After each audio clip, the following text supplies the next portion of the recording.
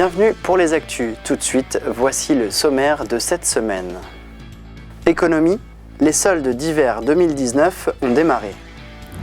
Le parc naturel régional des Vosges du Nord s'ouvre à des communes associées et les bénéfices du concert des messagers seront reversés à l'association Alsace-Mexique Huichioles-Coras. Pour écouler les stocks, les commerçants pratiquent les soldes. Cet hiver 2019 est-il particulier? Réponse avec le reportage de Lucas Knittel. Événement attendu après les fêtes de fin d'année, les soldes d'hiver. Depuis le 9 janvier, petites et grandes enseignes proposent des produits avec des réductions. Sur notre territoire aussi, les commerces jouent le jeu, c'est le cas de le dire. Des actions sont mises en place pour attirer les clients, comme chaque année, pas vraiment. Elles sont particulières puisque la saison 2019, la saison hiver, automne-hiver, n'était pas vraiment au rendez-vous.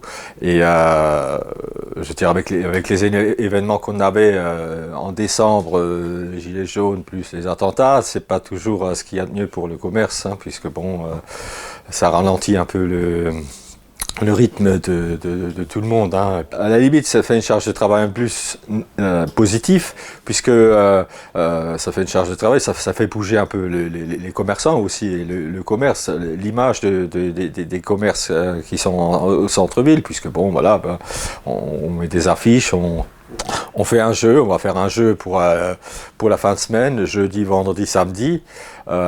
Certains commerçants de Niederbronn vont participer à un jeu où le client peut gagner quelques pourcentages en plus en jetant des dés, et suivant le chiffre qu'il a obtenu avec les dés, sera une réduction en plus des soldes qu'on va faire et qu'on va mettre en place là, jeudi, vendredi, samedi, ici à Niederbronn. La nouvelle est tombée ce mercredi 16 janvier.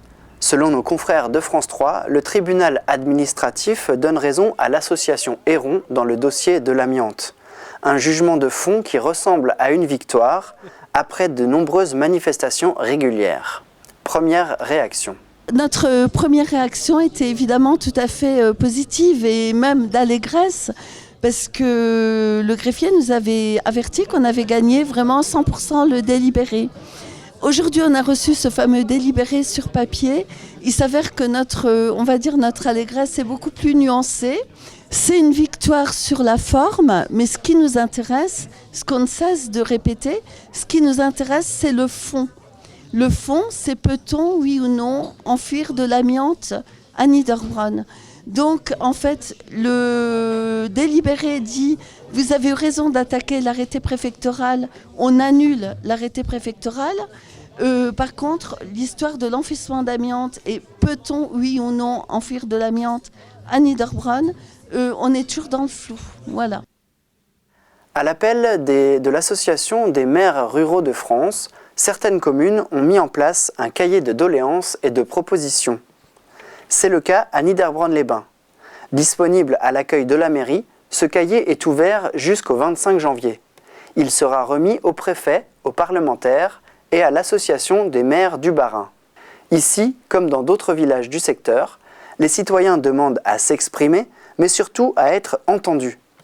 Il faudra tout de même faire la synthèse, tant les propositions sont variées et vont du retour de l'impôt sur la fortune à la suppression du Sénat, du statut des anciens présidents de la République au protectionnisme industriel. Cette démarche se fait en parallèle du grand débat proposé par le président de la République Emmanuel Macron sur 4 thèmes, ceci jusqu'au 15 mars. Le parc naturel régional des Vosges du Nord maintenant, il s'ouvre aux communes voisines. Notre Comcom, comme d'autres sur le territoire du parc, est coupé en deux. La frontière se trouve entre Reichshofen et Gundershofen. Le sud ne fait pas partie du parc, mais pourrait le rejoindre. Aujourd'hui, on a créé un statut qui existe par ailleurs dans les parcs naturels régionaux en France, mais qui n'était pas existant sur le parc des Vosges du Nord, qui est celui de communes associées, qui permettent à ce que ces communes-là, sans intégrer le périmètre, sans avoir les contraintes, avec une participation financière modeste, pourraient bénéficier d'un certain nombre de nos actions, donc dans cette frange d'adhésion autour du périmètre du parc. Aujourd'hui, le territoire compte plus de 110 communes, mais il ne changera pas pour la durée de la charte, c'est-à-dire jusqu'en 2029. Une vingtaine de communes pourraient rejoindre le dispositif. Ainsi étendu, le parc toucherait un public plus large lors de ces nombreuses actions. Pour cela, les communes doivent adopter les mêmes objectifs pour bénéficier des avantages suivants.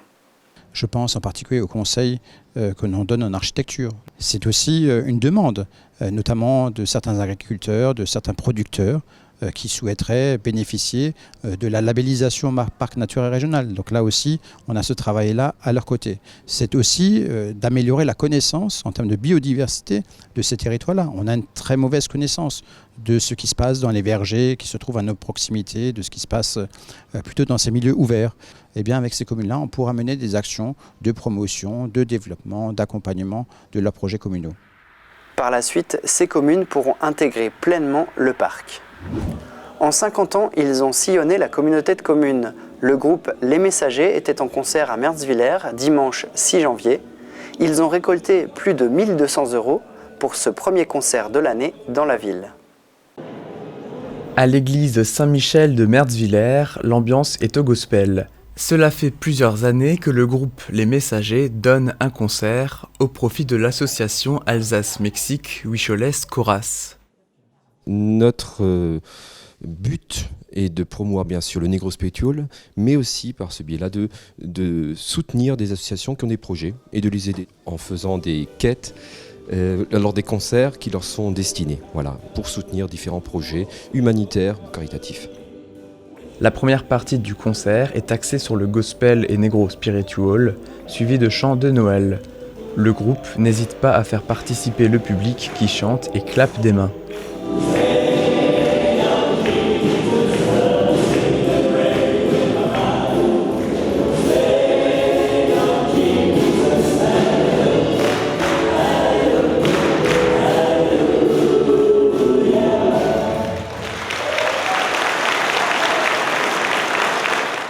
L'association Alsace-Mexique Huicholes Coras a été fondée il y a 16 ans.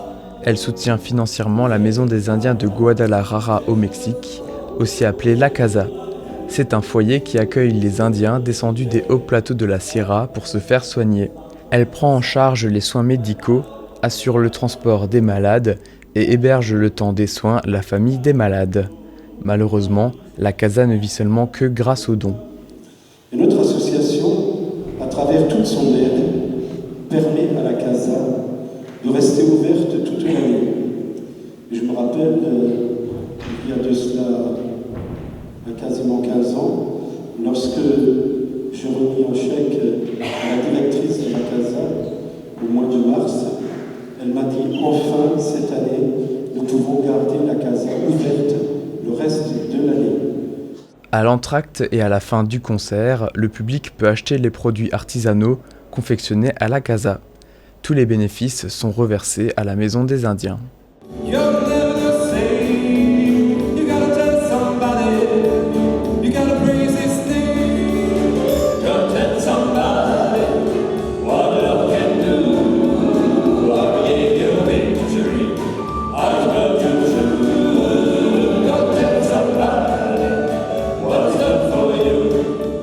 Depuis plus de 50 ans, les messagers transmettent l'énergie positive du gospel à travers l'Alsace du Nord. Par le passé, ils sont déjà venus à Dinswiller, Gumbrachtshofen, Oberbronn et Mertzwiller. Prochaine date, le premier dimanche de mars pour un concert à Surbourg.